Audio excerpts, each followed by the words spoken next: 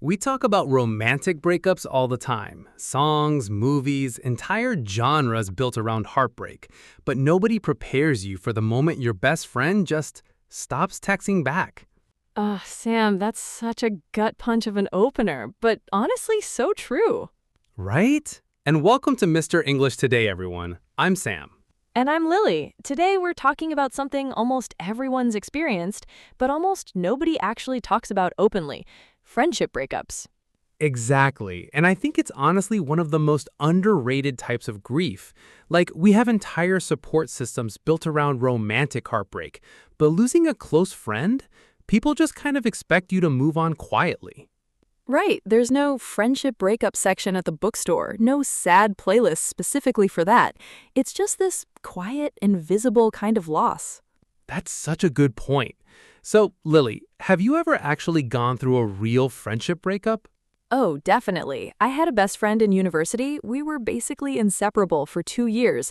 And then one day, it just ended. No dramatic fight, no clear reason. We just slowly stopped talking. Wait, no fight at all? That almost sounds harder in a way, because there's no clear explanation to hold on to. Exactly. That's honestly the hardest part. With a breakup, you can usually point to a reason. Someone cheated, someone lied, there's a story. But this just faded, and I still don't fully understand why. That's such a strange kind of grief, mourning something without even knowing exactly what went wrong.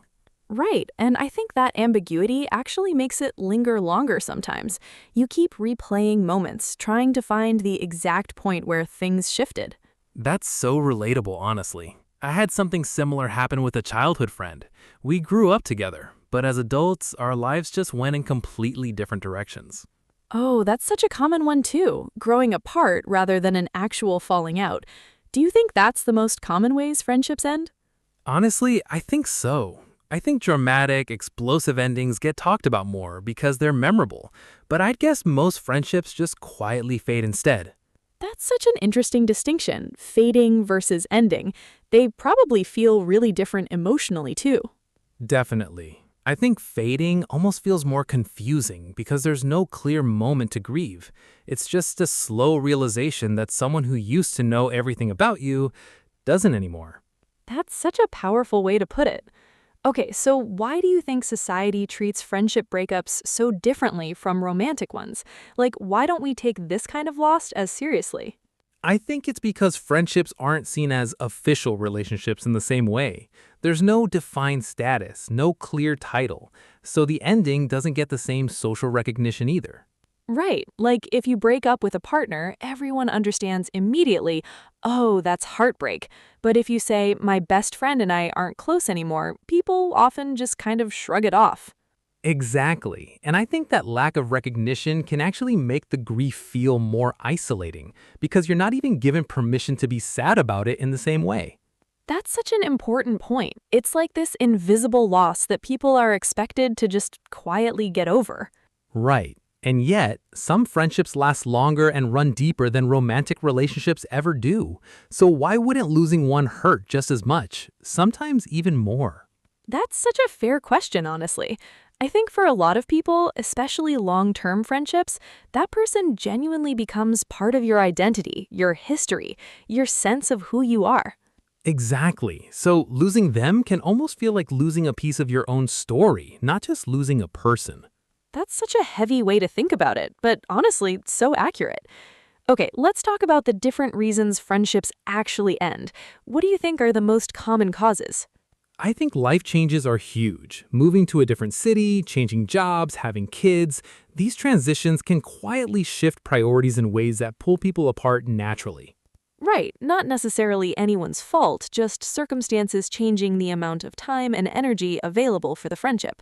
Exactly. And I think that's actually one of the harder types to process because there's no villain, no clear wrongdoing, just life happening. That's such a good point. It's hard to be angry at circumstances. You can't really confront a job relocation. Exactly.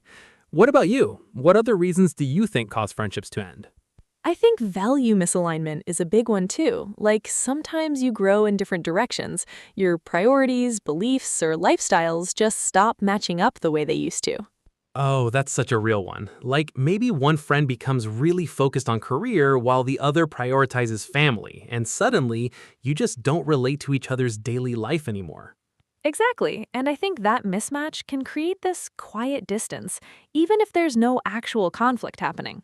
Right, you still care about each other, but the day-to-day connection just isn't there in the same way anymore. That's such a bittersweet kind of ending. What about actual conflict, though? Do you think betrayal or specific incidents are common causes too? Oh, definitely. I think betrayal is honestly one of the most painful ways a friendship can end. Things like lying, talking behind someone's back, or just a fundamental breach of trust. Right, and I think that type of ending, while painful, is actually sometimes easier to process than the ambiguous fading, because at least there's a clear reason. That's such an interesting point. Clarity, even painful clarity, might actually be easier to heal from than confusion. Exactly, because with betrayal, you can identify exactly what happened and make a clear decision about how to move forward. Right, whereas with the slow fade, you're kind of left wondering forever if you could have done something differently. That's a heavy thought, that lingering what if feeling. Okay, quick question for everyone listening. Have you ever experienced a friendship breakup, and was it a dramatic ending or a slow fade? Let us know in the comments. We'd love to hear your story. Yeah, whichever type it was, we want to hear how it felt and how you processed it. Definitely. I think a lot of people will relate to this more than they expect. Agreed. Okay, so let's talk about the emotional impact more. Like, why do you think losing a friend can sometimes hurt just as much or even more than a romantic breakup? I think it's because friendships often exist without the same expectation of eventually ending. Like romantic relationships, in a way, always carry this underlying awareness that they might not last forever. Oh, that's such an interesting point. Whereas friendships almost feel permanent, like an unspoken assumption that this person will just always be there. Exactly. So when that assumption breaks, it can feel like an even bigger shock because you never even prepared yourself for the possibility. That's such a good way to explain it. It's like the rug being pulled from under something you thought was solid ground. Right, and I think that's part of why people often don't know how to process it. There's no cultural script for grieving a friendship the way there is for romantic loss. Definitely. Like there's no equivalent of getting over an ex advice for getting over a former best friend. Exactly, and I think that gap leaves a lot of people feeling confused about their own emotions, wondering if it's even valid to feel this sad about just a friend. That's such an important thing to name, honestly. It absolutely is valid. That pain is real, even without a cultural framework acknowledging it. Definitely. Okay, what about this specific moment someone realizes a friendship is actually ending, though? Like, is there usually a clear turning point, or does it usually creep up gradually? I think it depends a lot on the type of ending we talked about earlier. With betrayal, there's often a clear turning point, a specific moment you can point to. But with the slow fade, I think people usually realize it retroactively. Oh, that's such a good distinction. Like, you don't notice it happening in real time. You just eventually look up and realize, wait, when did we stop talking every day? Exactly, and I think that delayed realization can actually make the grief hit even harder because it arrives all at once instead of gradually. That's such an interesting point. It's like the emotional impact gets compressed into one moment, even though the actual distance built up slowly over months or years. Right, and I think that's why people sometimes feel confused about their own reaction. Like, why am I so upset now when this has clearly been happening for a while? That's such a valid confusion, though. Delayed grief is still real grief, even if it doesn't match the timeline of when things actually changed. Definitely. Okay, so let's talk about how people actually cope with this kind of loss. Like, what do you think genuinely helps someone process a friendship breakup? I think allowing yourself to actually grieve it instead of minimizing it just because it wasn't a romantic relationship is honestly step one. Right, giving yourself permission to be sad rather than telling yourself it's not that big of a deal, it was just a friend. Exactly, because minimizing it doesn't actually make the pain go away, it just pushes it underground where it's harder to process. That's such an important point. What about talking to other people about it? Do you think that helps, even though it's not as socially recognized as a normal topic of conversation?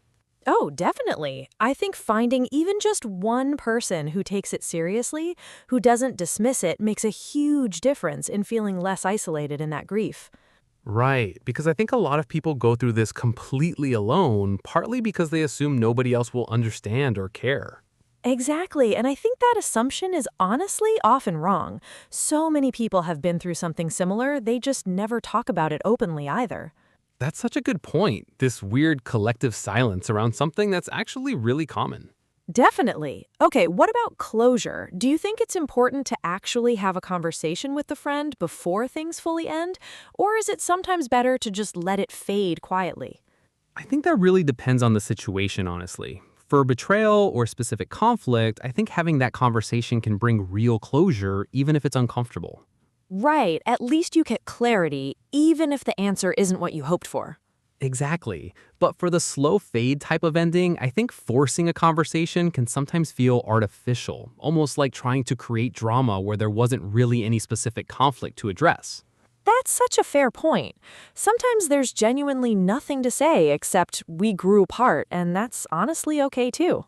Definitely. And I think people sometimes feel pressure to have this big dramatic closure moment, when really, quietly accepting the ending can be just as valid.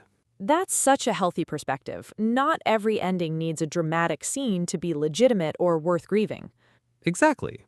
Okay, what about situations where mutual friends are involved? Like, that seems like it could get really complicated. Oh, that's such a tricky layer. Suddenly, you're not just losing one friendship, you're potentially navigating awkwardness across your entire social circle. Right. Like, do you still go to the same group hangouts? Do you avoid certain events to prevent running into them? Exactly, and I think that adds a whole extra layer of grief because it's not just losing one person, it can feel like losing access to a whole social world you used to belong to. That's such an important point. How do you think someone should handle that kind of situation gracefully? I think maturity and boundaries matter a lot here. You don't have to publicly explain the whole situation to every mutual friend, but staying civil, even distant, tends to make things easier for everyone involved. Right. Avoiding putting mutual friends in the middle, forcing them to pick a side, probably preserves the wider social circle a lot better. Exactly, and honestly, most mutual friends really don't want to be put in that position anyway. Keeping things respectful just makes the whole situation less messy for everyone. That's such practical advice. Okay, let's talk about self-reflection for a second. Do you think it's important to actually examine your own role in a friendship ending, even if it feels uncomfortable? Oh, absolutely. I think that's honestly one of the most valuable parts of processing this kind of loss, even though it's really hard to do without getting overly self-critical. Right. There's a balance between honest reflection and just beating yourself up over something that might have genuinely been mutual or circumstantial. Exactly. I think the goal isn't blame, it's just genuine understanding, so you can carry real lessons into future friendships instead of repeating the same patterns. That's such a healthy way to approach it. What kind of lessons do you think people typically learn from experiences like this? I think a lot of people learn about communication, like maybe they avoided difficult conversations for too long, letting resentment build quietly instead of addressing it early. Oh, that's such a common pattern, honestly. Small issues piling up silently until they eventually become too big to repair. Exactly, and I think that's such a valuable lesson to carry forward, learning to address small tensions early rather than letting them accumulate into something unfixable. That's such important insight. Okay, what about moving forward? Like after a friendship breakup, how do people actually rebuild their social life again? I think it takes time, honestly, and I think people often underestimate how much space that friendship occupied in their daily life until it's suddenly gone. Right, like who do you call with good news now? Who do you vent to after a hard day? Those roles don't just automatically get filled by someone else. Exactly, and I think allowing that gap to exist for a while instead of rushing to replace it immediately is actually an important part of healing. That's such a thoughtful point. Rushing into new friendships too quickly might actually prevent real processing of the loss. Definitely, and I think eventually new connections do form naturally, but they shouldn't feel like a forced replacement for what was lost. That's such a healthy way to think about rebuilding. Okay, before we wrap up, let's do some vocabulary from today's episode. Good idea. So we use the phrase grow apart, meaning to gradually become less close to someone over time, usually without any specific conflict. We also used closure, meaning a sense of resolution or completion, often after a difficult situation or relationship ending. And we talked about value misalignment, meaning when two people's core beliefs or priorities stop matching up the way they once did. Great vocabulary today. Okay, let's recap the biggest lesson from this episode. I think the biggest takeaway is that friendship breakups deserve real grief, real reflection, and real healing, just like any other significant relationship ending. Exactly. And honestly, giving yourself permission to feel that loss fully is such an important part of eventually moving forward in a healthy way. That's such a powerful note to end on. Okay, everyone listening, we asked earlier, but tell us again, have you ever experienced a friendship breakup? And how did you personally cope with it? Share your story in the comments. We'd genuinely love to hear it. And if this episode helped you feel a little less alone today, go ahead and hit that like button and subscribe if you haven't already. And share this with someone who might be quietly grieving a friendship right now. This could be exactly the validation they need. Definitely. Your feelings around this are valid no matter what anyone else says. All right, that's it for today's episode of Mr. English Today. Healing takes time, and that's completely okay. See you all in the next episode. Take care and be gentle with yourself. See you next time.